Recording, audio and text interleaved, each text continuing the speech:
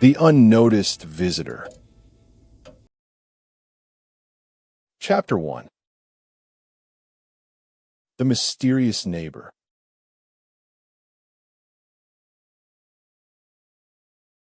I settled into my new apartment with an overwhelming sense of relief.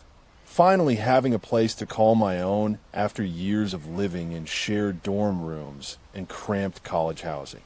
The walls were painted a soft ivory and adorned with warm golden hues, giving the space a welcoming feel that immediately felt like home.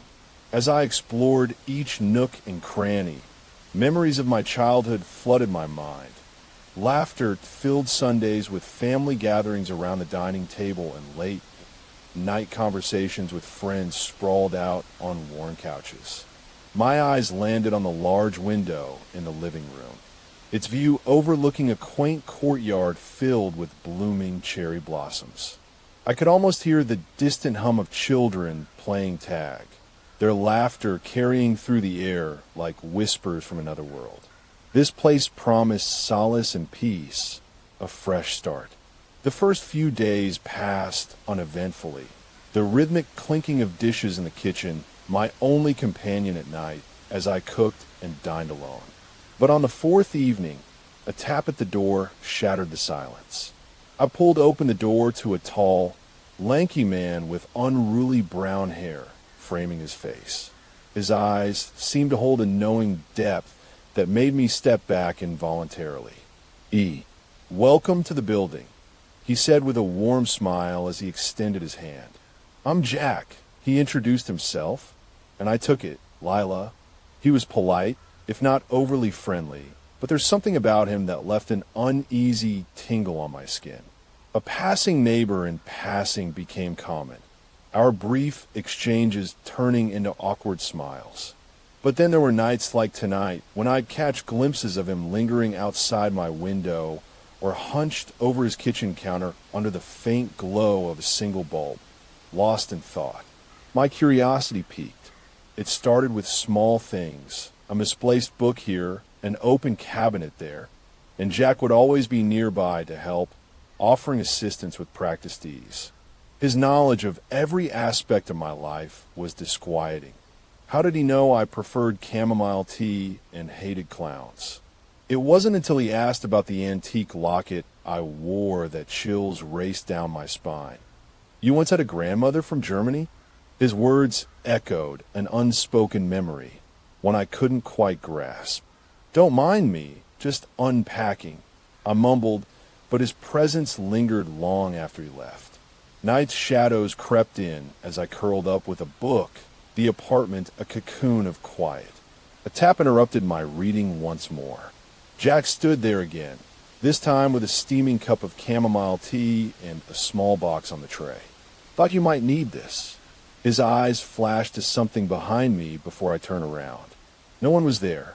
"Thank you." I managed, taking it gratefully. A note lay inside, for Lila. "What are you doing?" An unmistakable whisper tickled my ear. My hand on the doorframe bristled at the unfamiliar touch. With every encounter, the lines between reality and haunting memories blurred. One morning, Jack knocked again, early, and handed me a faded photograph. The woman in it could have been my mother had she not died before I was born. The locket he'd noticed passed down from her grandmother. "Meet me on the courtyard steps at midnight." My curiosity led me there as darkness gathered us under the stars. "Lila," Jack whispered, eyes gleaming with an unsettling intensity. His words felt like secrets known but unseen. He spoke of places I had never been, a childhood in Germany and a family that wasn't mine by blood. It was then he whispered something that made my heart stutter. My birthplace, Munich. My grandmother's tales, long forgotten, flooded back to me. Eerie streets and an abandoned factory. Jack knew too much. This unnerved me deeply. A question hung between us, a silent plea for truth, and he vanished into the night like smoke. Days blended together as I tried to ignore the creeping unease. One evening, As moonlight cast intricate shadows on my floor, a knock signaled his return. "Follow me," Jack said from the hallway. He led me down dim corridors and stopped in front of a door, the one beside mine, then disappeared. My heart pounded as I fumbled with keys to open it. The apartment inside was empty except for an antique trunk adorned with strange symbols. I approached, recognizing them vaguely, a language my grandmother spoke. Flipping the lid revealed an old diary, pages fluttering in the draft from the door. Entries dated back decades, every one penned by a woman named Sabine. Images of the abandoned factory filled the pages, but it was a photograph that caught my breath.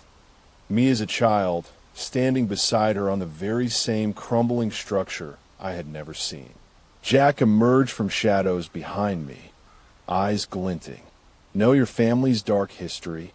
He seemed to know secrets buried deep within me. A chill crawled over my skin as he leaned in close, his voice a gentle hiss. "The whispers begin soon. Be ready." Night brought an unsettling quiet. In the dead of darkness, I heard it, a soft murmur that seeped through walls and into my dreams. Words both familiar and unknown. They were Sabine's words, her secrets. As the whispers intensified, so did visions. A woman running through moonlit streets, screaming. Children trapped in an abandoned factory as flames engulfed it. I watched from atop crumbling stairs, choking back tears. The images faded to blackness each morning, leaving me shaken and disoriented.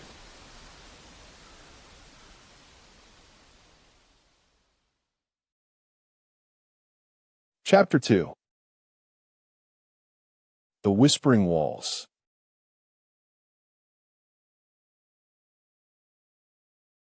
Research became my sanctuary as eerie whispers continued to haunt sleepless nights. A neighborhood history book revealed a tragedy, a fire at that abandoned factory in Munich, claiming dozens of lives, children's laughter silencing beneath suffocating smoke. I dared to dream they found peace. Jack watched from his doorway more frequently, always lurking until the moment I retreated behind drawn curtains. One morning, I spotted a dusty tome on my doorstep. The Legacy of Sabine. It read in embossed gold letters. As I opened it, pages fell out like leaves, photographs, and newspaper clippings. The factory's ruins bore unmistakable resemblance to those in my mother's tales. Sabine's story was woven with my own life before she vanished when I was 6, a girl lost in a fire. I pored over the book until dawn broke through the windows. Sabine's diary pages stained with blood, red ink. Each entry leading back to that fateful night. The door between our apartments creaked open. Jack stood there, eyes alight with an unsettling understanding. "You've opened old wounds." He knew things that shouldn't have left the pages of those books. His presence was a constant now, the whispers louder at night. In the days that followed, I delved deeper into Sabine's story, piecing together her last moments before the inferno engulfed their lives. Strange dreams intensified, running through smoke that filled halls with a child's hand in mine. Jack stood among the shadows watching us flee, a silent observer to our tragedy. I began to question my sanity, his appearances and whispers growing more frequent. One night, drenched in sweat, I found him at my door once more. The truth is coming. In his gaze, I glimpsed a man out of time, a constant from both worlds.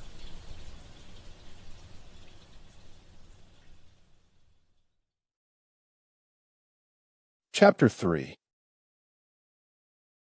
The Final Confrontation.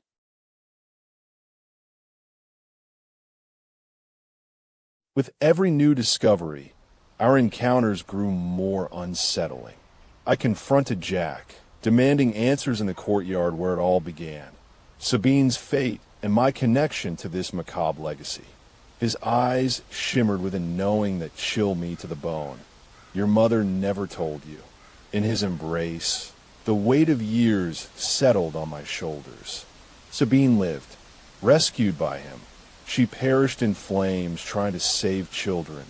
I, a child born from their love, a miracle amidst tragedy. Jack's lips pressed against mine. The whispers ceased as our hearts beat in unison. Together we unraveled the past and forged an uncertain future, tethered by secrets that birthed me. Sabine's laughter echoed through time as I found my way home. A new family tree bore fruit, each branch tied to his. As the sun rose over Munich, Jack's fingers intertwined with mine, a promise sealed under starlight and fire, the legacy of Sabine and our love born in smoke.